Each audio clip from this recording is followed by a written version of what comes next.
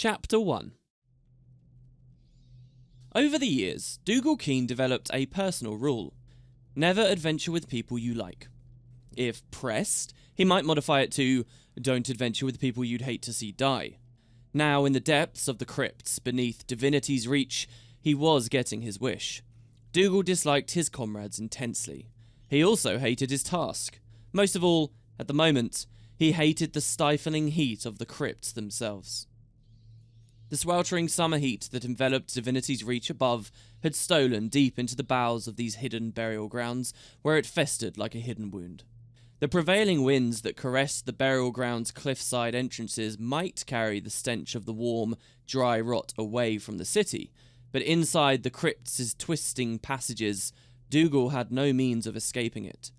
People had been bringing their dead here since before the founding of Kryta's new capital, and Dougal swore he could smell the dust of every last one of them. Their explorations had taken them into parts of the crypts that even Dougal was unaware existed. At each branching of the path, Clag had consulted his glowing map, then indicated they take the less travelled option. The smooth, polished flagstones of the Skull Gate in Divinity's Reach gave way to less used paths, and finally to rooms and corridors that had been untouched since the dead were left here to desiccate centuries before the founding of the city above. Still, as he stalked forwards, brittle skull fragments of all shapes and sizes crunching beneath his feet, Dougal reminded himself that these crypts weren't as bad as some places he'd been. The ruined temples of the Caledon Forest, or the blood-tide coast, its beaches awash with twitching, malevolent corpses. Or Ascalon. Never as bad as Ascalon. Dougal stopped and rubbed the stubble on his chin as he scanned the bone-covered passage before him. It opened into a wide chamber that stretched far beyond the reach of his torch's light, and it was clear of bones. He didn't like that. He signalled for a stop, and his companions, the Silvari, the Norn, and the Asura riding his golem, the one who'd hired the rest of them for this expedition, pulled up short behind him. "What is it?" snarled Clag. The Asura was irritable when they first met, and the closed, stuffy air of the tomb had done nothing to improve his disposition. Clags' people had bubbled up from the depths of the world over 2 centuries ago, harbingers of the fact that the nature of Tyria was about to change. They were a small people, with oversized, flat-faced, ellipsoid heads, the width of which were made more pronounced by long ears, drooping in Clags' case. Their skin came in varying shades of grey, their large eyes a product of lives spent in magic-lit caves. The Asura arrived on the surface world not so much as refugees, as settlers, confident in their intellectual and magical superiority over every race they encountered. And Dougal had to admit to himself they were often right in that assumption. Clag was seated comfortably in a harness fixed to the front of his golem, the creature a masterpiece of polished and painted stone and fitted bands of bronze. Its articulated limbs hinged on glowing blue magical jewels that held the independent parts of the angular, headless creature together without actually touching them. Magical force, magic beyond that which Dougal was comfortable with, held the creature together. A single large crystal housed between its carved shoulders served as both its eyes and ears. The sharp, faceted gem constantly swiveled around in its socket, scouring its environment for more input. Clag called it Breaker, and seemed more concerned about its well-being than that of the other members of the party. "I said, what is it?" snarled the Asura, its shark-like teeth flashing with irritation. Dougal rarely saw an Asura smile, and was never reassured when he did. "Something's wrong," Dougal said, keeping his voice low. "Humans," Gida Odsotta muttered, shaking her head. The silver sleigh bells woven into her long, yellow warrior's braid jangling loudly. "Always taking stock instead of taking action."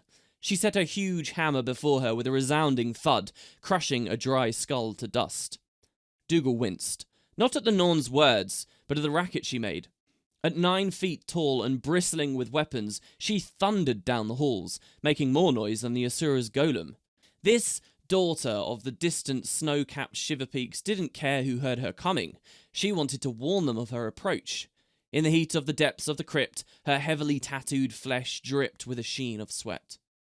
Gida's grandsires were refugees as well. fleeing from the power of one of the great elder dragons to the north. The Norn were a healthy, hearty, proud people, quick to anger and equally quick to forgive. In his time since leaving Ebonhawk, Dougal had met good Norn and bad Norn. The good ones treated every day as an adventure, every problem as a challenge, and every foe as a chance for personal glory. Most people didn't understand how dangerous the dark places of the world could be. The Norn actually relished exploring them. Gyda, though, was definitely in the latter category of Norn. Boastful, judgmental, and unpleasant to those around her. She was both bullying and insulting, as if any achievement made by others diminished her own. Dougal didn't like it when she smiled either.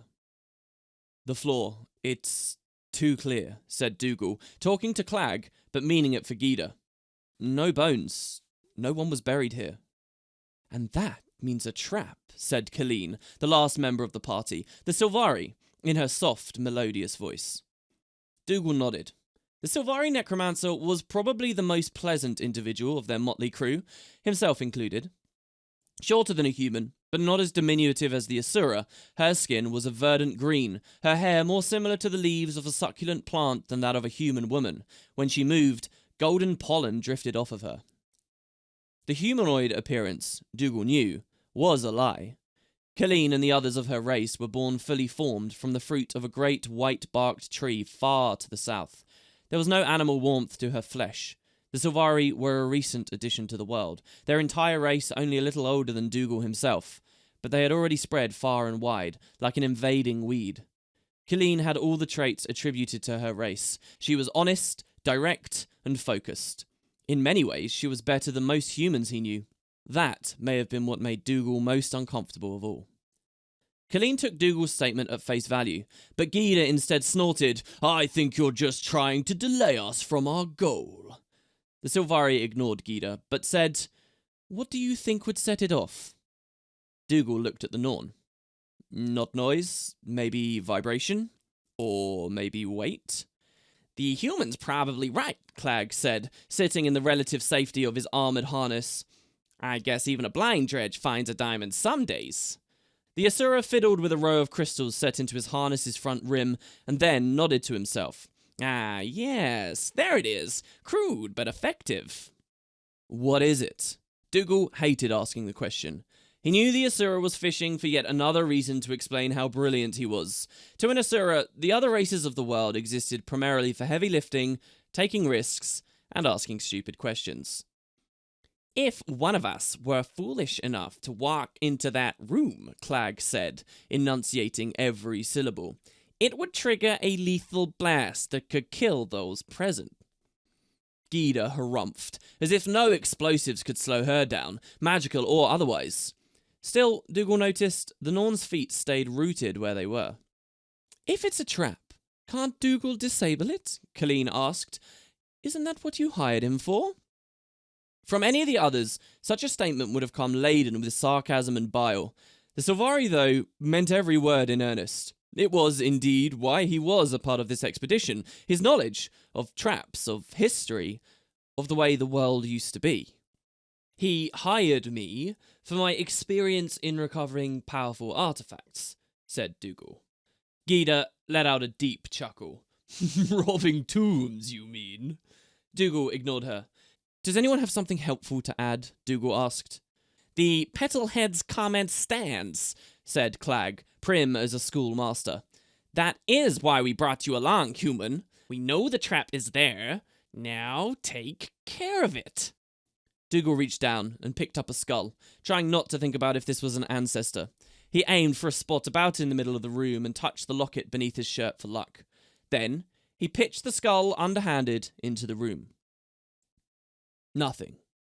He pitched another skull to a different area. Nothing again. He pitched a third.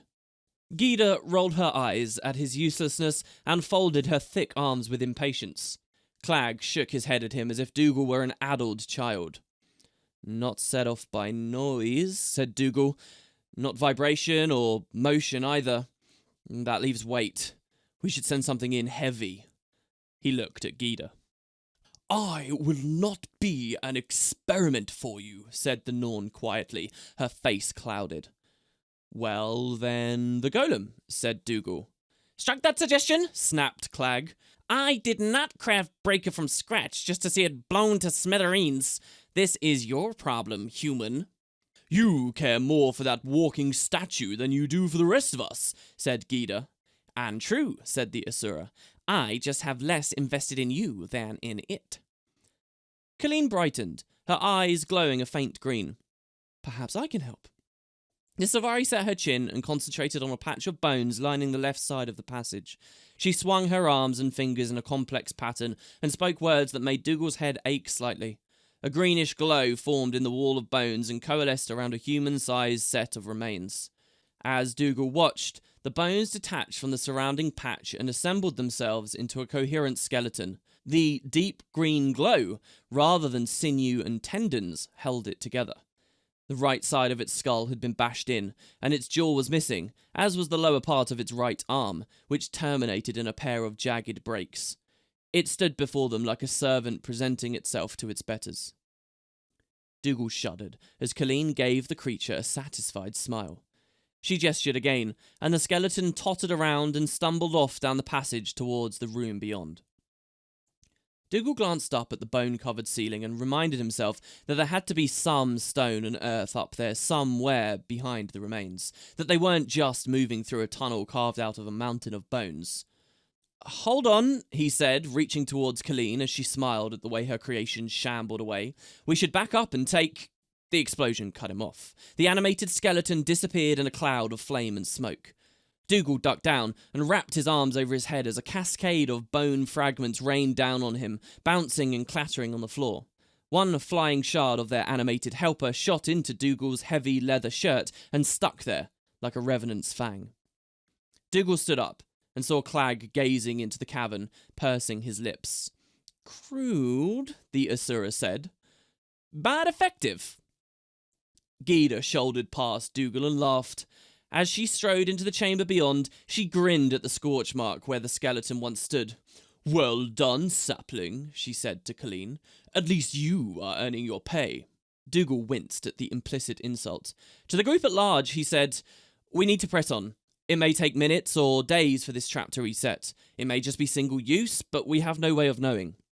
Now Gida laughed. He means to say, Thank you, Silvari, for doing my job. Colleen's cheeks blushed a deeper green. My apologies, she said to Dougal. I did not mean to upstage you. I did remove the trap without hurting anyone. Dougal grimaced. He didn't doubt that her apology was heartfelt, but that made it feel even worse. He said, perhaps not as kindly as he could, You could have given us more fair warning, or time to back out of the explosion.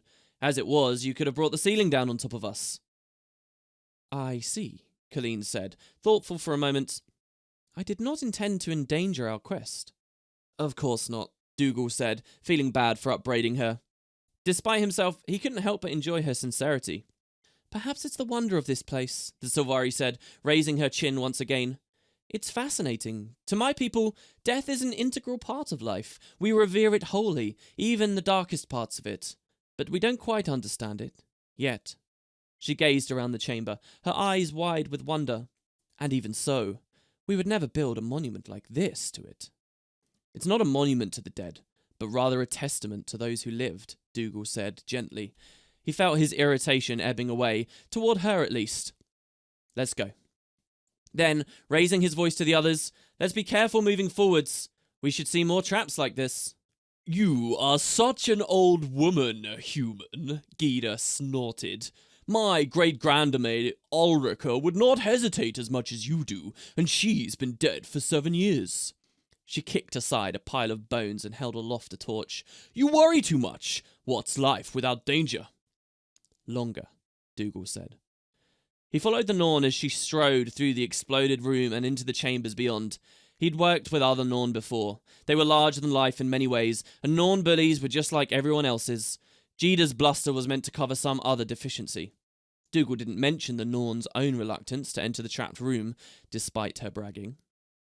Bah, such a life only seems longer, like a tasteless meal, concluded Gida. As Dougal followed her, he noticed that the air had grown slightly cooler. Once they were all inside the next chamber, both he and the Norn held their torches aloft. The light found something thick and grey hanging among the bones at the apex of the room's high arched ceiling. Dougal held up a hand to shade his eyes against the torch and peered at the substance.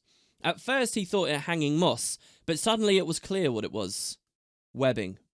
Dougal cursed. He shouted out a warning, but Colleen's high-pitched scream behind him cut him off. He spun about just in time to see the Sylvari disappear into a hole in the ground.